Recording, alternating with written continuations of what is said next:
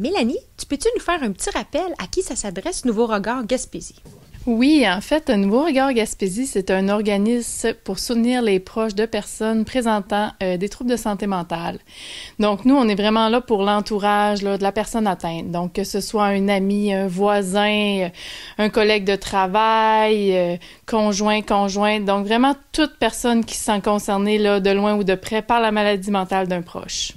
Bien, au Canada, là, il y a combien de personnes qui sont atteintes d'un trouble de maladie mentale? Au Canada, c'est 1 personne sur 5 là, qui ont un trouble de santé mentale. Donc, on peut voir que c'est quelque chose de très fréquent. Là. On est tous à risque là, au cours de notre vie de développer un trouble de santé mentale, autant qu'un trouble de santé physique. Là. Fait que c'est très fréquent. Mais qu'est-ce que vous faites pour les proches ayant une personne de leur entourage avec des troubles de santé mentale? Oui, dans le fond, nous, on offre plusieurs services. On fait de l'intervention familiale, individuelle. On a des groupes d'entraide, des cafés-rencontres. On a également un centre de documentation ici là, que les gens peuvent venir chercher des livres en lien avec des troubles de santé mentale. Puis, on peut aussi aider les gens à faire des demandes de garde provisoire. C'est quelque chose qu'on offre ici aussi. Là. Dans notre dernier rapport d'activité, là, on avait 200 personnes, mais le prochain qui va sortir là prochainement, d'après moi, on va avoir entre 250 et 300 personnes. Là, on a vu une belle hausse d'intervention là, dans la dernière année. Ça serait quoi la meilleure approche à avoir avec quelqu'un de notre entourage qui a des troubles de santé mentale? Oui, dans le fond, je dirais que c'est bon d'avoir une écoute active, d'offrir son soutien, d'offrir du temps à la personne. Puis, c'est important aussi de respecter nos limites. Puis, justement, si on sent que la personne a besoin, de la soutenir à aller chercher l'aide et tout ça. Là. Mais pourquoi c'est important de mettre nos limites par rapport aux autres qui ont des troubles de santé mentale? Je dirais, entre autres, c'est pour préserver notre propre santé mentale.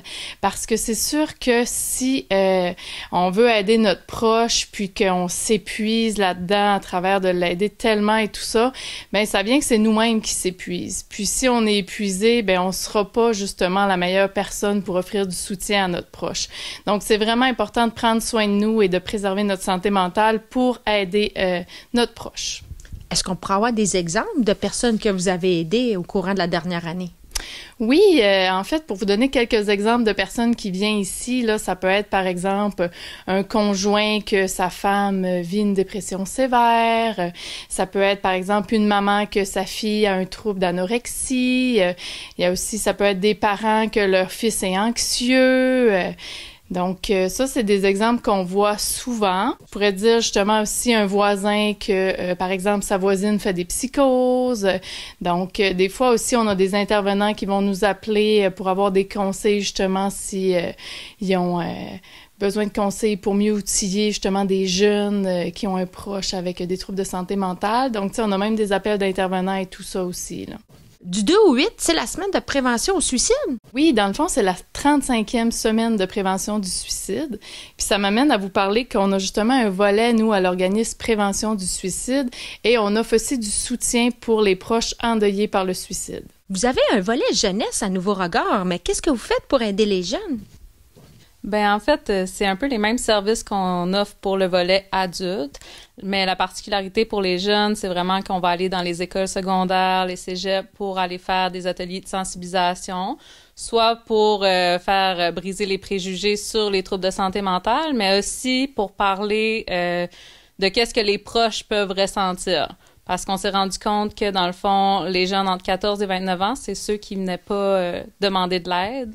Fait que pour demander de l'aide, il faut savoir qu'on a besoin d'aide. Fait que c'est vraiment de déstigmatiser les émotions qui peuvent être vécues. La semaine prochaine, on va faire un atelier. C'est vraiment, on va parler des troubles de santé mentale, mais aussi on va avoir comme un volet qui va vraiment expliquer qu'est-ce qu'un jeune qui a un membre de l'entourage qui vit avec un trouble de santé mentale, qu'est-ce qu'il peut vivre.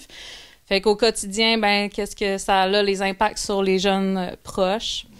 Pour après ça, que ça facilite la demande d'aide. Là, avant les fêtes, on avait été du côté Rocher-Percé. La semaine prochaine, on s'en va du côté Avignon dans l'école secondaire pour les 14 jusqu'à 16 ans, je dirais. Puis, mi-février, je m'en vais vers Gaspé du côté anglophone à la Polyvalente. Donc, donner des ateliers aussi, là. Quand vous vous présentez dans les classes, est-ce que les jeunes dialoguent avec vous?